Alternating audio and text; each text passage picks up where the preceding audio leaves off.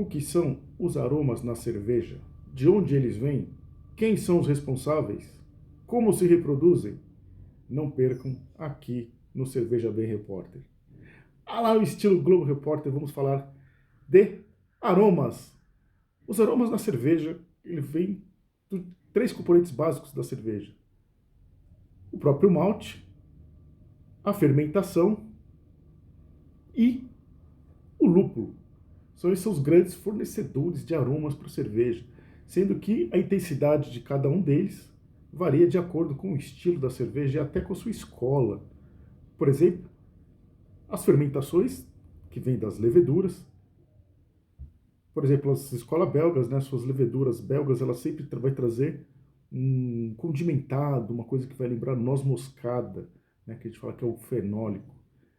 E também as fermentações, ela tem dois estilos, né? As ales, que são alta fermentação, e as lagers, que são a baixa fermentação. As lagers, por fermentar em baixas temperaturas, então as esterificações que a gente fala, os aromas provenientes das fermentações, nas lagers são mais sutis, deixando o protagonismo para o malte, para os lúpulos. Já nas ales, elas possuem muito mais esterificação. Como elas fermentam em temperaturas mais altas, então ela parece muito mais ésteres frutados.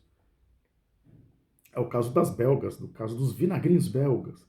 Ela também pode vir em aromas desejados ou não da contaminação, pode ser contaminação benéfica. De novo, a escola belga é grande representante, que deixa aqueles tanques abertos para cair as bactérias, que vai dar as acidez, né, acéticas, né, que vai lembrar o vinagre balsâmico, as acidez láticas, vai trazer também ali muita coisa que vai lembrar couro, que vai lembrar fazenda, né, o grande suor de cavalo que a gente fala.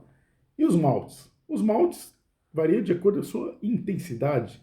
Então, pode variar dos mais clarinhos, que vai lembrar casquinha de pão, miolo de pão, casquinha de cereais, casquinha de pão, caramelo, um toffee, chocolate, café expresso, de acordo com as suas torras, né? Então, do clarinho ali, do amarelinho, até o escuro, até o preto, até o negro.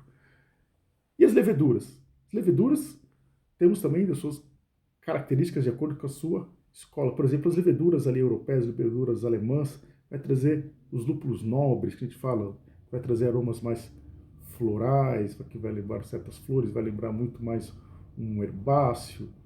Temos os lúpulos ingleses, que vai trazer muito terroso, muita coisa que vai lembrar um chá, aquele chá inglês. E temos os lúpulos americanos, os lúpulos neozelandeses, que são o quê? Lúpulos extremamente frutados, que vai trazer muitas frutas tropicais, frutas cítricas, vai trazer ali frutas maduras, frutas de caroço. E como eu faço para identificar os aromas na cerveja? Simples, meu jovem padawan. Cheire tudo. Por quê? Os aromas que queremos, quanto mais aumentamos a nossa memória sensorial, que é o que? Cheirando tudo, mas eu vou ter a memória e vou associar quando eu sentir isso numa cerveja. Por exemplo, se eu falar assim, cheiros de trufas do Himalaia, é claro que você não vai fazer ideia que seja uma trufa do Himalaia. Então você vai associar de acordo com o que você tem na sua memória sensorial. Então você vai aí lembrar, por exemplo, se eu falar de uma toranja, você nunca sabe o que é a toranja, né, o grapefruit, você vai associar ali com uma fruta cítrica qualquer, não vai especificar toranja. Então cheire tudo, se alimente de tudo, experimenta, tenha a mente aberta. Quanto mais você experimentar de tudo, cheirar tudo, maior será a sua biblioteca sensorial, mais aromas você vai identificar na cerveja. E as contaminações? Elas podem ser propositais, né, no caso da escola belga, ou às vezes uma contaminação que a gente não quer. Por exemplo, o pediococo vai trazer o quê? Muito aquele cheirinho de manteiga na cerveja. A gente fala o diacetil é produzido naturalmente, mas depois que a gente ferve o mosto, a gente elimina. Algumas cervejas têm a característica do diacetil já dentro da sua história, no caso a Pilsner Urquell. Então você vai sentir aquele levinho aroma de manteiga na Pilsner Urquell, que é aprovado, faz parte da história do estilo. E também tem outras que é provenientes de frutas, de fato, que são os adjuntos que a gente coloca na cerveja. Então, por exemplo, muitas sours, por exemplo, têm adição de frutas, então você vai sentir o cheiro da fruta proposital porque foi adicionada a fruta. Temos também as madeiras também, que vai passar ali muito coco, madeiras oriundas de outras bebidas, que vai trazer ali de vinho ou de bourbon. Então, tudo isso vai fazer a sua cerveja ter os seus aromas diferentes da cerveja. Então, lembrando, veio da própria fermentação, do próprio malte e também dos lúpulos. Não confundir aroma com sabor, com gosto. Aromas são o que sentimos aqui no nariz, no retronasal.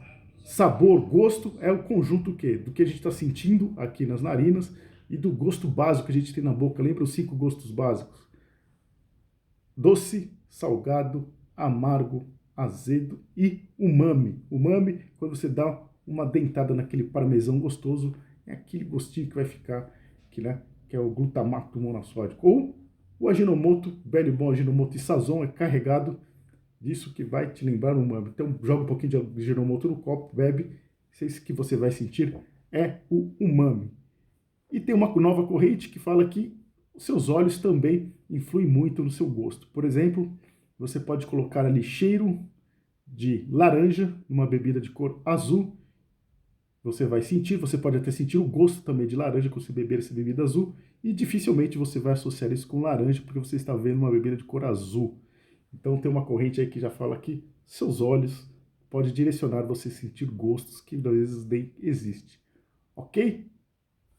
Mais um tema desvendado aqui para o Cerveja Bem Repórter e falamos de aroma. Fica com Deus e até o próximo Cerveja Bem Repórter. Grande abraço, nação cervejeira. Cerveja Bem.